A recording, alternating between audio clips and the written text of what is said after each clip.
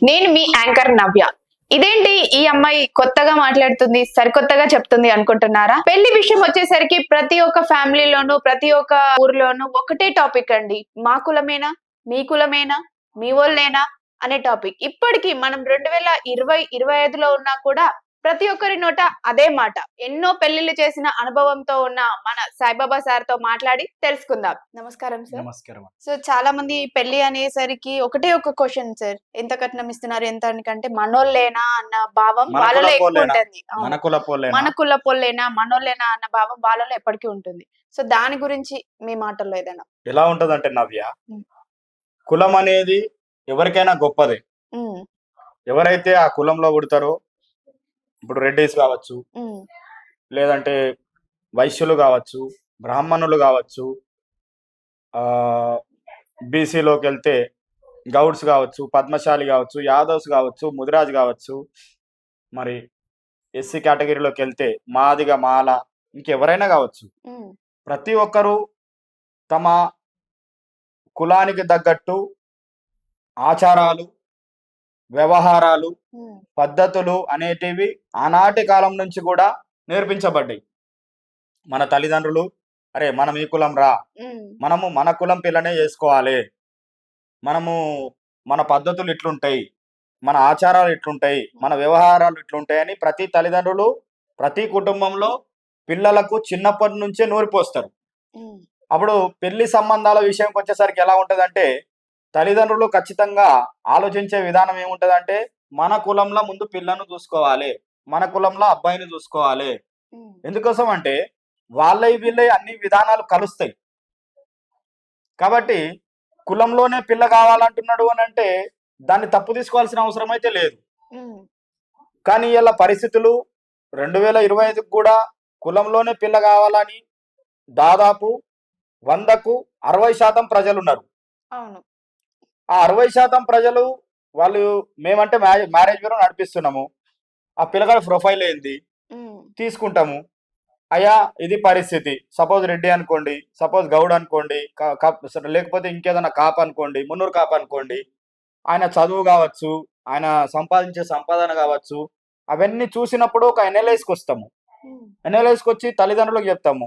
వాళ్ళు అడుగుతారు, "మా కులంలోనే మాకు పిల్ల గావాలి" అని అడిగిండ్రు. లేదంటే మా కులంలోనే మాకు అబ్బాయి గావాలని అడిగిండ్రు. హ్మ్. అది ఎంతవరకు సాధ్యం అనే విషయాన్ని మేము తల్లిదండ్రులకు వివరిస్తాం.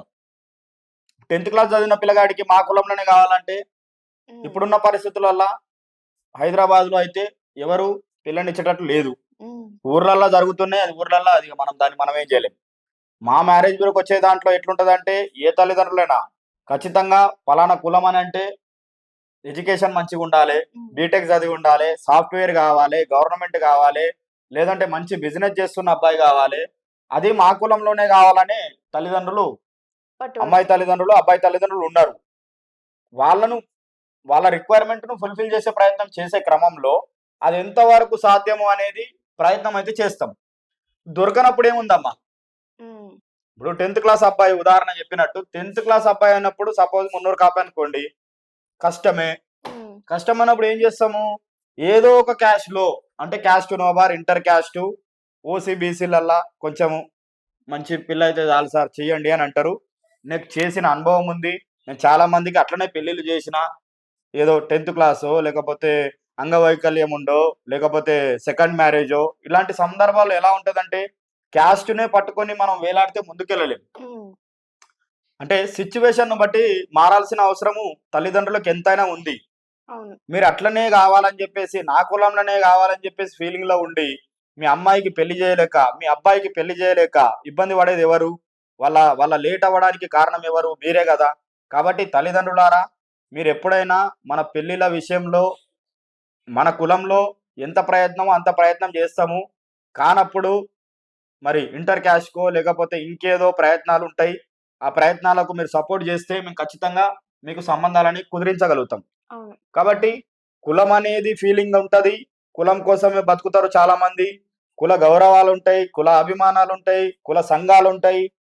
ఇవన్నీ అందరికి ఉంటాయి. ప్రతి ఒక్క మనిషికి ఉంటాయి. సమాజంలో ఉన్నప్పుడు ఈ కులం అనేది చాలా ఇంపార్టెంటు.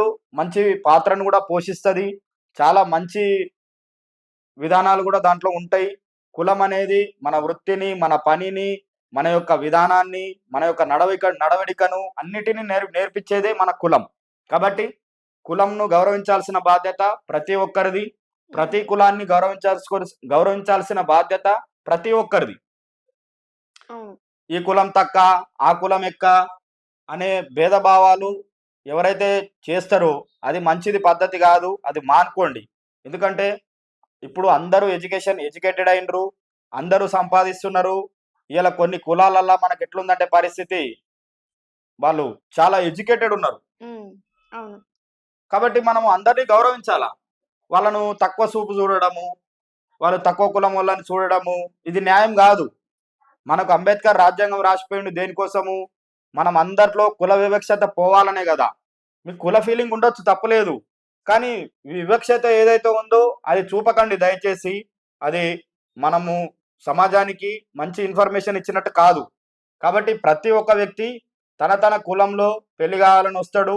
మేము మీకోసం ఉన్నాము, మా ప్రయత్నం చేస్తాము, మా ప్రయత్నంలో భాగంగా మీకు అన్ని విధాలుగా సర్వీస్ ఇస్తాము, ఖచ్చితంగా మీ పెళ్లి చేయాలనేది మా ధ్యేయం. కాబట్టి ప్రతి ఒక్క కులంకు సంబంధించిన ఎవరైనా కావచ్చు, నేను సంబంధాలు చూస్తున్నా కాబట్టి, మీకు పెళ్లి చేసే బాధ్యత నేను తీసుకున్నా కాబట్టి, నేను సమాజంలో ఎంతో కొంత సేవ చేయాలని వచ్చిన కాబట్టి, డబ్బులు తీసుకున్నప్పటికీ నేను మీకు సరైన న్యాయం చేస్తా అని 100% హామీ ఇస్తున్నా. దయచేసి ప్రజలారా, మీరు మన మ్యారేజ్ బ్యూరోను ఎవరైతే పెళ్లి చేసుకోవాలని ఇబ్బంది పడుతున్నారో, తెలియనోళ్ళు ఉంటారు, ఇబ్బంది పడుతున్నోళ్ళు ఉంటారు, లేట్ మ్యారేజ్ వాళ్ళు ఉంటారు, సెకండ్ మ్యారేజ్ వాళ్ళు ఉంటారు, పిల్లలు ఉన్న అమ్మాయిలు ఉంటారు, భార్య చనిపోయిన అబ్బాయిలు ఉంటారు. వాళ్ళకి షేర్ చేయండి. కనీసం ఇట్లనన్నా మీరు షేర్ చేస్తూ ఉంటే వాళ్ళకి అందుతుంది సమాచారం.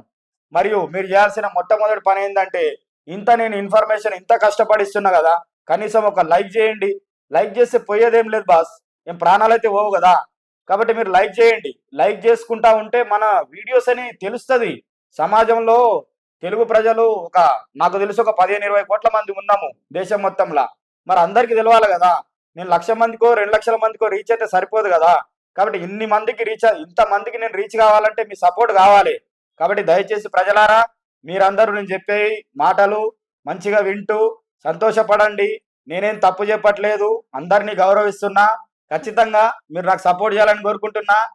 మరి నేను చెప్పే మాటలు మీకు నచ్చితే ఈ వీడియోను లైక్ చేయండి, షేర్ చేయండి, దయచేసి సబ్స్క్రైబ్ చేయండి. మన వాట్సాప్ గ్రూప్లల్లా, మన కుల గ్రూప్లల్లా పంపియండి. నమస్తే. జై శ్రీరామ్, జై భారత్.